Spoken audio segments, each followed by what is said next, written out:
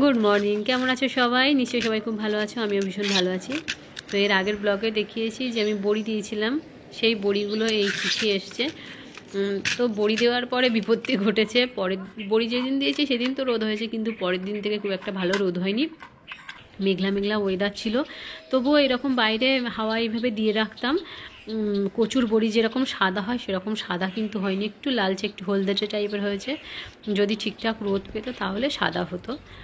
যাই হোক, বড়ি অনেক সময় তো রোদ ভালোভাবে না পেলে গন্ধ হয়ে যায়, সেই গন্ধটা যে বার হচ্ছে না এটাই অনেক। তো সকালে এসে বড়ি রোদে দিয়ে গেছিলাম, আর এখন প্রায় 12টা বাজতে যায়। এখন বড়িগুলো থালা থেকে আর এই কাপড় থেকে ছাড়িয়ে নেওয়ার পর বড়িগুলো একটা পাত্রে নিয়ে তারপরে মেলে দেব। আর বড়ি কাঁচা অবস্থায় তো তোলা যায় না, একটু শুকিয়ে এলে তারপর বড়িগুলো তুলতে হয়। তো থালাতে বড়ি দিয়েছিলাম, যেই শুকিয়ে যায় আঙুল দিয়ে একটু চাপ দিলেই থালা থেকে ছেড়ে যায়। আর যে বড়িটা একটু কাঁচা থাকে সেটা সহজে থালা থেকে ছাড়তে চায় না। আর এই কাপড়ের বড়িগুলোও ছাড়িয়ে নিলাম, সব বড়িগুলো একসঙ্গে করে এবার রোদে দিচ্ছি। আজ সারাদিন তো রোদে দেবো, কালকেও রোদে দেবো। যত ভালো করে শুকানো হবে বড়ি কিন্তু নষ্ট কম হবে। বাজার থেকে যদি বড়ি আনা হয়, তুমি কৌটোয় করে ফ্রিজের বাইরে রেখে দেবে, দেখবে বড়ি ভালো থাকবে না, উপরে কেমন ছত্রাক টাইপের হয়ে যায় কয়েকদিন পর। বিশেষ করে বর্ষাকালে এটা হয়। আর এই বড়িগুলো কিন্তু শীত গ্রীষ্ম বর্ষা সারা বছরই ভালো থাকে, একদমই ছত্রাক জন্মায় না কিংবা কিছু হয় না, নষ্ট হয় না। সেজন্য ভালো করে শুকিয়ে নিতে হবে। তো নিচে আর মেলে দিলাম না, উপরে টিনের চালের উপর মেলে দিচ্ছি। নিচে দিলে আবার গাছের ছায়াটা পড়ে, তো ওই জন্য টিনের চালের উপরে দিয়ে দিলাম। ব্যাস, কালকের দিনটা রোদে দিলে একদম খড়খড়ে হয়ে যাবে। তো ফিরে এসেছি পরের দিন বিকালবেলা। আজও সারাদিন ভালোই রোদ পেয়েছে বড়ি। কৌটো ভরে রেখে দিচ্ছি, আর বড়িগুলো খুব মুচমুচে হয়েছে। খুব সাবধানে আস্তে আস্তে ভরছি যাতে বড়ি ভেঙে না যায়। গুড মর্নিং, নতুন একটা দিন, নতুন একটা সকাল। তো আমি স্নান করে চলে এসেছি রান্না করার জন্য। কয়েকদিন ধরে আমি এই মাটির উনানে রান্না করছি, আজও রান্না করব। কয়েকদিন বলতে প্রায় 15-20 দিন ধরে রান্না করছি। এত কাঠকুটো জমে গেছে, রান্না না করলে হবে না। চলো গাছ থেকে আগে বেগুন তুলি। আর আমি কিন্তু মাছ কেটে স্নান করার আগে মাছ টাছগুলো কেটে ধুয়ে নুন হলুদ মাখিয়ে তারপরে স্নান করে এসেছি। বেশ অনেকগুলোই বেগুন হয়েছে। এই বেগুনটা পাখিতে খেয়েছে। আরে বাবা, ওরাও তো কিছু খাবে, খাক, একটা দুটো খাক, তাও ঠিক আছে। যদি প্রত্যেকটাই একটু একটু করে খুবলে খুবলে গর্ত করে তখন বাজে লাগে। বেগুনে না প্রচুর পোকা হয়েছে, জানো না। আমি যেহেতু যারা ওই ব্যবসায়িক ভিত্তিতে চাষ করে 2-3 দিন পর পর কি 2 দিন পর পর স্প্রে করে, পয়জন স্প্রে করে পোকা মারার জন্য, আমি তো তেমনভাবে স্প্রে করি না, সেই জন্য পোকাটা একটু বেশি আছে। তা হয় হোক গিয়ে, বাড়িতে চাষ করেও যদি পয়জন দিতে থাকি সবসময়, তাহলে আর বাড়িতে চাষ করার মানে কী হলো বলো?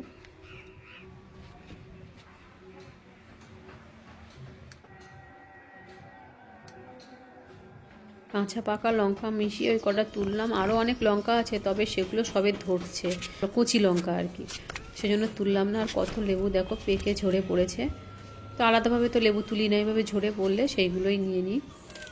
চলো উনুনটা ধরিয়ে নিই, অনেক বেলা হয়ে গেল, রান্না বসাতে হবে।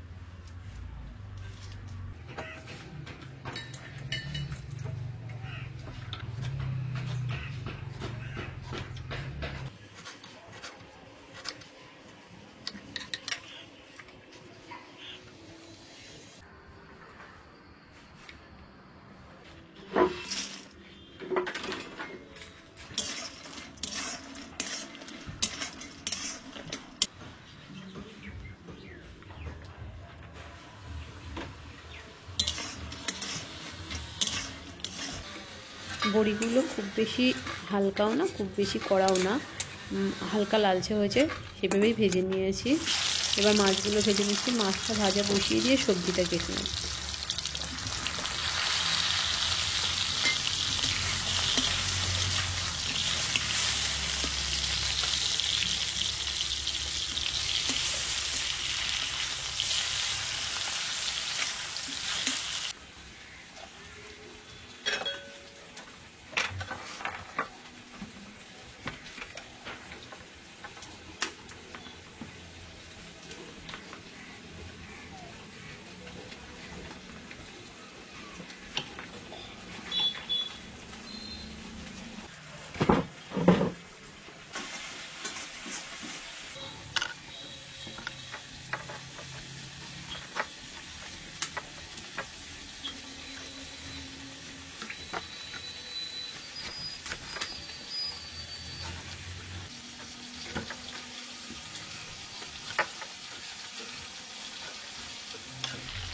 আরে মাছগুলোর হাল কী করেছি দেখো, তেলটা ভালো গরম হয়নি, তার মধ্যে মাছ ছেড়ে দিয়েছি তাড়াহুড়ো করে, ব্যাস জুড়ে ইয়ে হয়ে গেছে।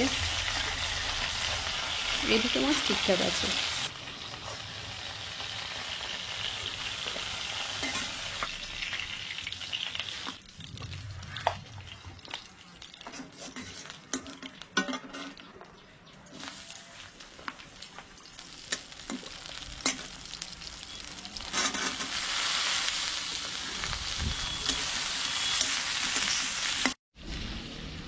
আমার কাণ্ডখানা দেখো, বাঁশ কাটাকাটির কোনো সিন নেই, একদম গোটা বাঁশ ভরে দিচ্ছি। মানে ওই জন্যই উনুনের মুখটা বড় রাখা, এত বড় বাঁশ ব্যালেন্সও রাখতে পারছে না, সেজন্য একটা স্টুল এইভাবে দিয়ে দিয়েছি। দেখো কত বেগুন পোকা বেরিয়েছে, পোকা হয় হোক দিয়ে 5টা বেগুনের মধ্যে যদি 3টে বেগুন ভালো হয় আর 2টো বেগুন পোকা হয় তাই হোক, তবুও মনের শান্তি এইটুকু যে হ্যাঁ 20 পয়সার কম দেওয়া আজ সবজি খাচ্ছি।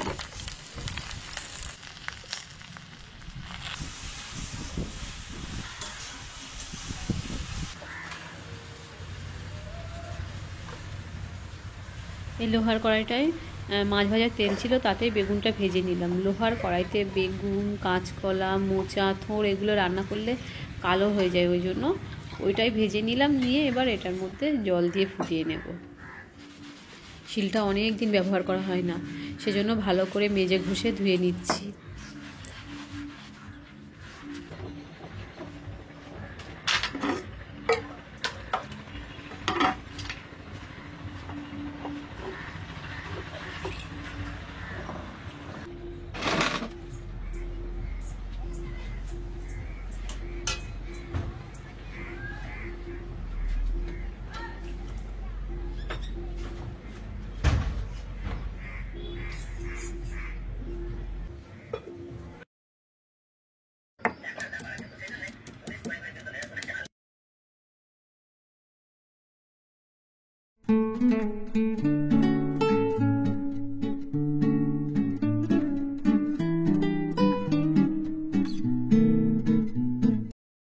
তরকারিটা প্রায় হয়ে এসছে, ওই জন্য মশলা দিয়ে দিলাম রোস্টেড ধনে জিরে গুঁড়ো।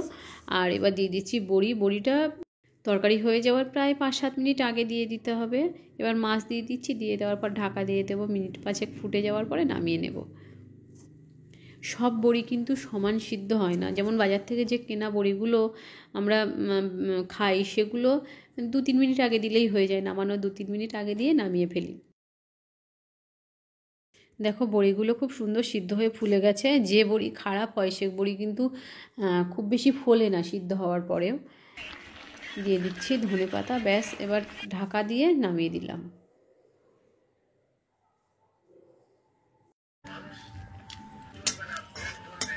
কড়াইটা ভালোভাবে ধুয়ে নিয়ে কড়াইয়ের মধ্যে তেল দিলাম, দিয়ে 2টো শুকনো লঙ্কা ভেজে তুলে নিলাম। এবার সেই তেলের মধ্যে আবার পেঁয়াজ আর রসুন দিয়ে ভেজে তুলে নিচ্ছি।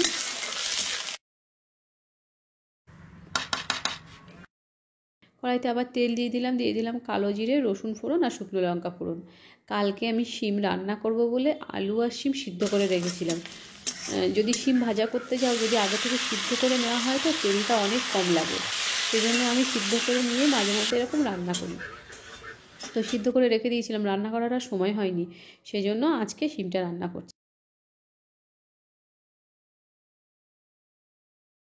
এটা কি বলো তো, আমি কড়াই ধরার জন্য বানিয়েছি। আমি নিশান্তিকারদের বাড়িতে দেখেছি ওর মা এরকম দুটো ব্যবহার করে, সেটা অবশ্য হাতে সেলাই করা।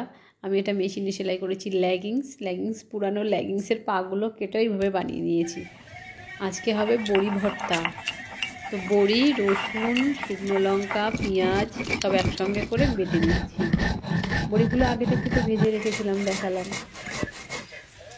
বড়ি বাটার কাজ তো খুব বেশি সময় লাগবে না, তাড়াতাড়ি হয়ে যাবে। যদি এটা পাতা হতো তাহলে অনেকটা সময় লেগে যেত। দেখো বড়িটা খুব সুন্দর করে বেটে নিয়েছি, আর এই বড়িগুলো ভেঙে নিচ্ছি, এটা শিম ভাজার মধ্যে দেব। আগে ছোটোবেলায় এরকম বড়ি ভাজলে আমরা শুধু বড়ি খেয়ে নিতাম, ভাল লাগতো বেশ। তাই আমি এখন একটা খেয়ে দেখছি, খারাপ লাগলো না। কিন্তু ওই কেনা বড়িগুলোর মধ্যে তো নুন টুন কিছু দেওয়া থাকে না, ওইগুলো খেতে ভালো লাগে না।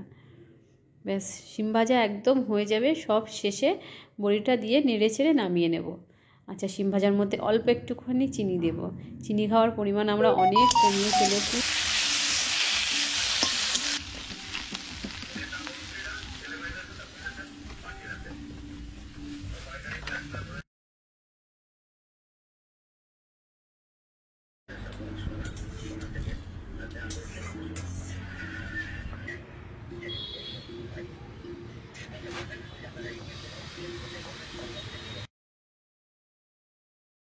রান্না বান্না শেষ, এখন টেবিল পরিষ্কার করে নিচ্ছি। টেবিল পরিষ্কার করে নিয়ে এবার সবাইকে খেতে দেব।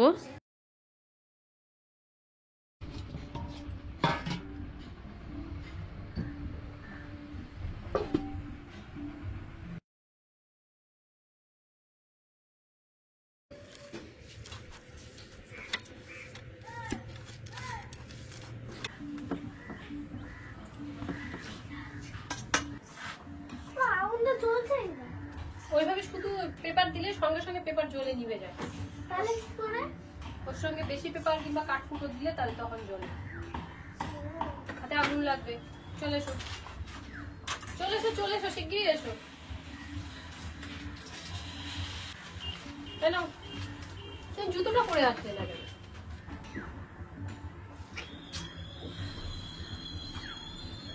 তারাও সবাইকে দেখাই। দেখি মামা আজকে পুজো দিয়েছে, দেখি দেখি কত সুন্দর কপালে তিলক কেটেছে। আগুন নিয়ে বেশি খেলা করে না মামা। লাইটারটা হাত থেকে রেখে নে।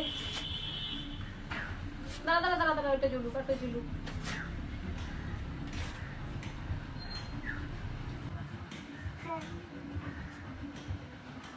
চুলগুলো সব মুখের মধ্যে চলে যাচ্ছে।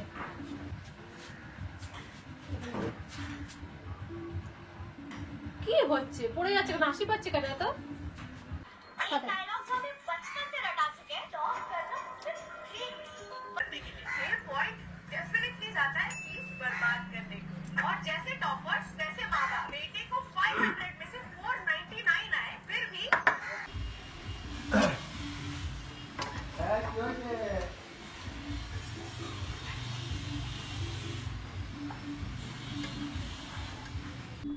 এই হচ্ছে বড়ি মাখা, এটা হচ্ছে শিম ভাজা বড়ি দিয়ে। আর এই বড়ি, আজকে বড়িরই আইটেম, খালি বড়ি, বেগুন আলু দিয়ে মাছের তরকারি।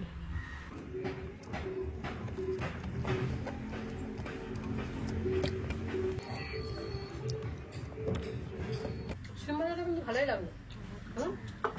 নিচের দইটা ছিঁড়ে যাচ্ছে, খারাপ। সানমাইকে বাদ ছিল, ওই দড়ি দিয়ে বেঁধেছে।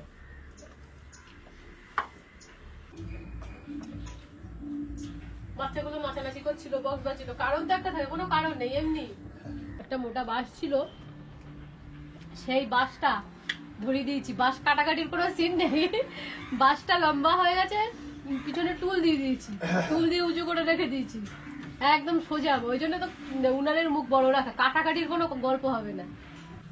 এক বাঁশে রান্না হয়ে গেছে, এখন এক হাত আছে।